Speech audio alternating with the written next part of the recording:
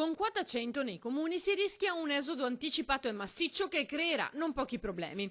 L'allarme arriva dalla presidente di ANCI Veneto, Pavanello, che esprime le sue preoccupazioni. Tutti siamo d'accordo di avere un ricambio generazionale, ma le procedure attuali per il reclutamento del personale dei comuni ci lasceranno certamente scoperti per più di un anno con queste procedure che ci sono oggi.